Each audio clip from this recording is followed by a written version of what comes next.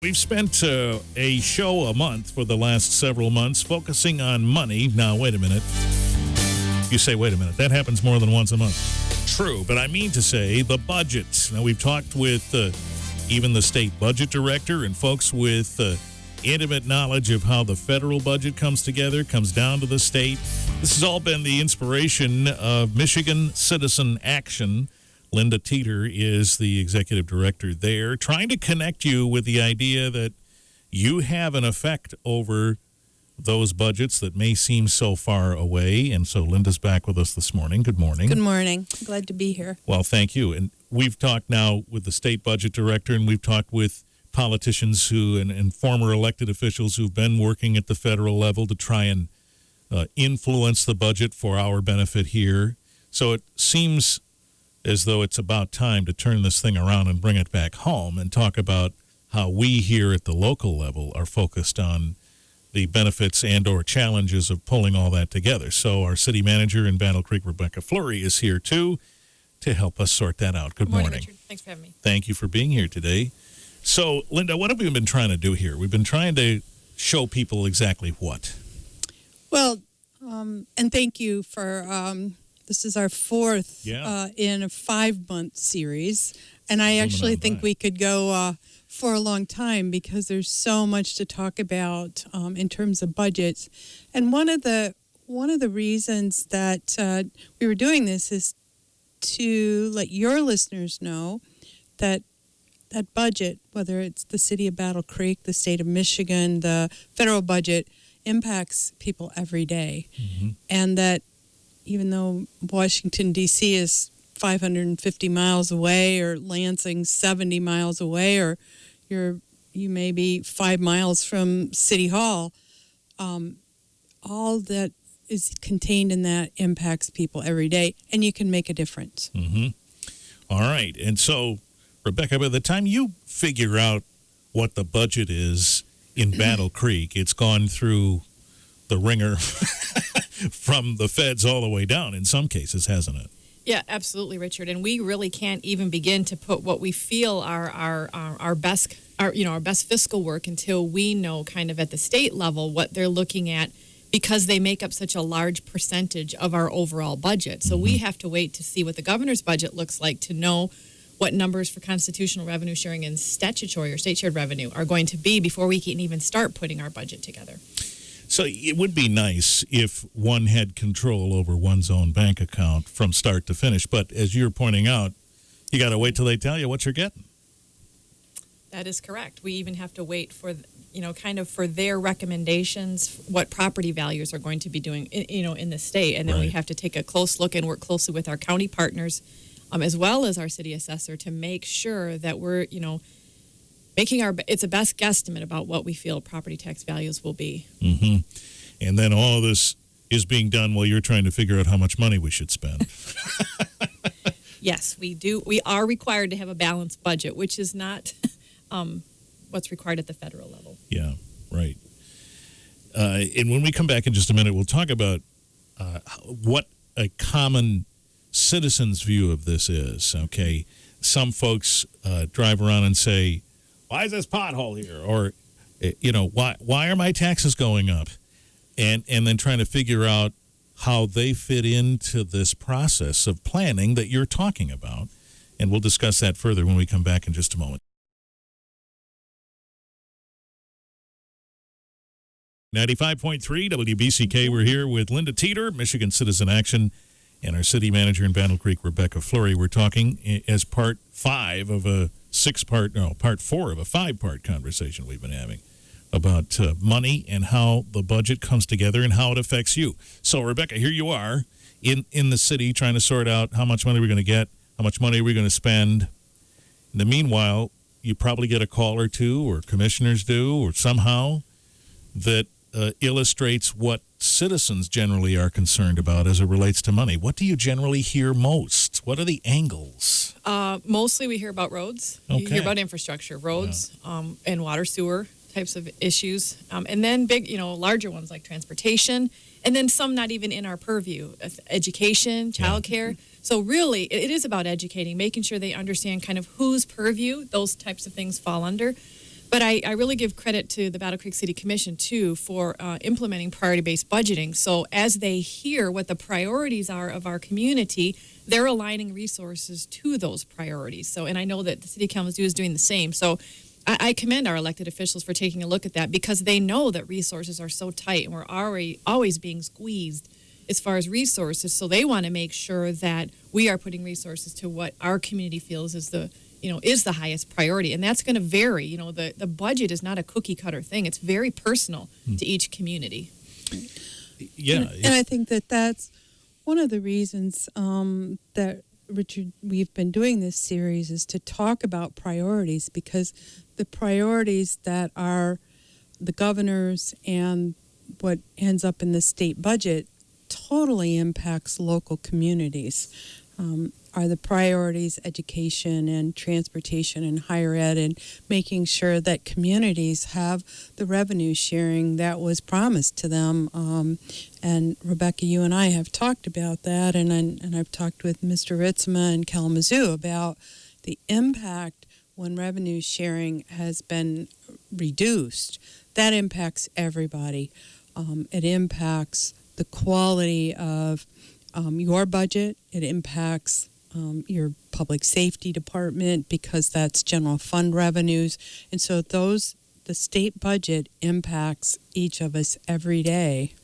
This is interesting. It's almost like your boss telling you year to year you don't know how much he or she is going to pay you. That's number one.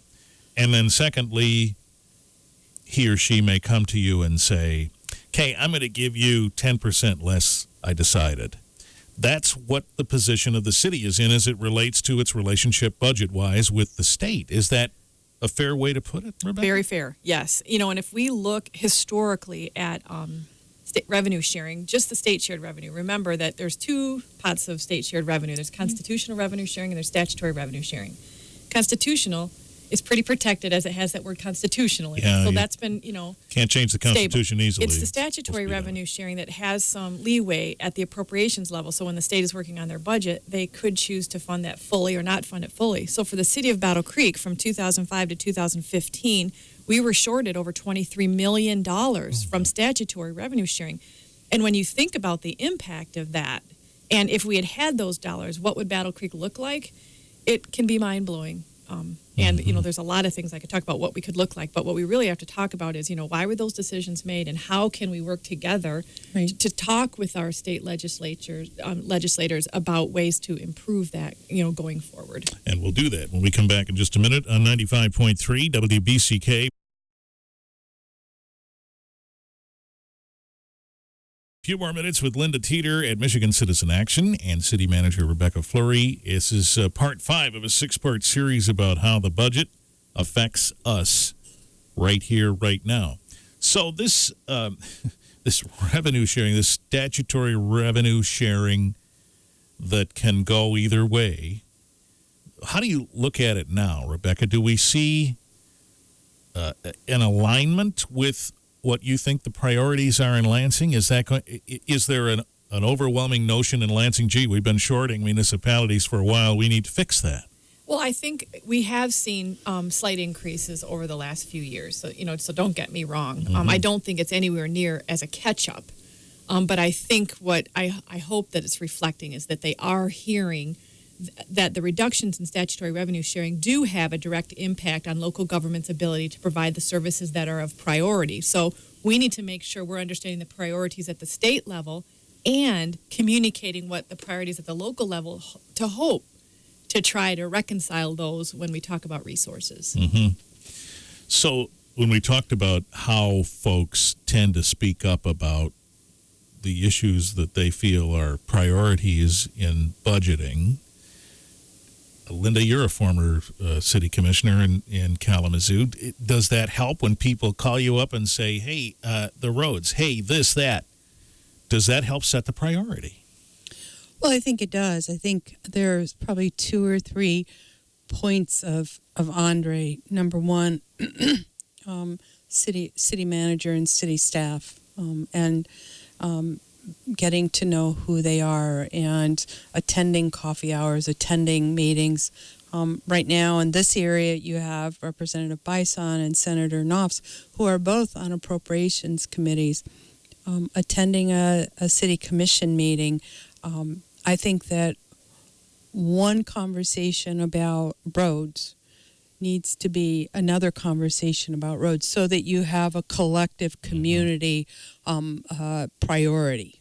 You know, one of the things we've been hearing recently with all the emotions the election stirred up one way or another, that people who are busy, working, children, whatever else commands their time, and they want to be active in getting the attention of their elected officials, to fit into their schedule a way to reach out to them that's effective. So I've read that emails are not effective, that some processor in these offices looks at these things and says, yeah, okay, whatever. But if you call them, and you call them regularly with whatever it is your concern is, that's more effective than trying to take the easier way, which would be to send an email, right? It's quick, it's easy.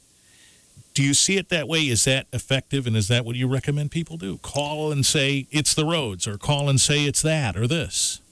Well, and we all have busy lives. We're trying to make our way through this world, and on a local level and on an individual level. What do we talk about at the kitchen table? And I happen to subscribe to a personal conversation, a phone call. You can follow it up with an email, but I think that those modes that we are somehow getting a little bit away from, because we Facebook, we tweet, we email, and then it's done. My daughter had an interaction with Senator Stabenow, and she called the office and she emailed, and in about 5 days she had a response. And that response came in the form of an email, and it came in the form of a call. I think generally as a community of peoples, we drive down the road and we're like, this road is so bad. And then do we take that next step to make that call, either to the city manager's office, to a city council member, to a state legislator's office? It does take a next step. One call is really good, but a collective follow-up is important. And so it does take some time out of our lives to do that. However, I think that generally elected officials want to hear from their constituents. Administrators want to hear, because it's better to hear at the front end of this versus at when City Hall gets packed over an issue. And then you've got to sort through it. So it's better to be doing on a step-by-step basis. Life gets busy. Sometimes we leave it off to other people to do. Someone else is going to take care of it. But your call for your listeners makes a difference. That even if it's at the grocery store, when I was on the city commission, I literally was standing and buying broccoli, and this gentleman walked up to me and said, "Oh, I saw you last night, on in the cable on about this, and I wanted to talk to you about it." It's like, well, let me turn around. I had shorts on, a t-shirt on, but that's when it's real. Yeah, right. And that's when it makes a difference, because I immediately was like, you know what, I hadn't thought of that. And let me see now, I'm going to follow up with you. Let me take your number. And it made a difference. Interesting story. Cool story. Yeah. So, Rebecca, as you look at the coming year, what are your thoughts here budget-wise? We're just starting the budget process because we're a July 1 through June 30th fiscal year. So my thought is exactly what Linda said. We get very few people to come to our budget. Now, minimally, we have at least a commission workshop about budget and a hearing on the city budget. And we get very little participation. I would strongly encourage the listeners to be a part of that process. Because, that's really your right and opportunity to let your elected officials know, in a conglomerate that, roads are your priority, or police or fire or whatever that might be. and to make sure that we're doing everything we can to put the resources that we need to have that. So I would encourage, that's gearing up for us. So please watch for us to post when those events are going to be happening and be a part of it. And that'll be on your social media, right?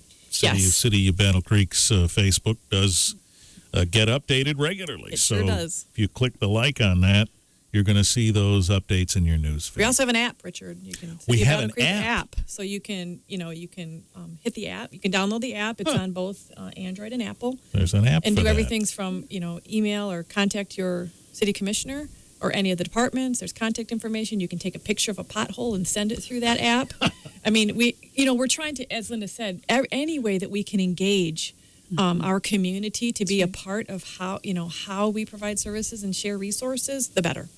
Well, and that's been the point of these several monthly get-togethers with Linda and those with whom she has interacted, to bring them here in these segments. So we'll do this one more time in March, right? That's right. And we'll get together and try to bring all this home. But we've talked on many levels, with the point being you have input on all of this, and we try to give you those roadways, if you'll forgive the pun, with all these pothole discussions, those smooth roadways to connecting with those folks who help make these decisions. All right, so we'll check in again soon. Thanks to the both of you. It's Rebecca Fleury, City Manager in Battle Creek, Linda Teeter, Executive Director with Michigan Citizen Action. And if folks want to know, by the way, what Michigan Citizen Action is, you're on the web, right? Absolutely. Okay, just type it there in the search engine, and it'll come up.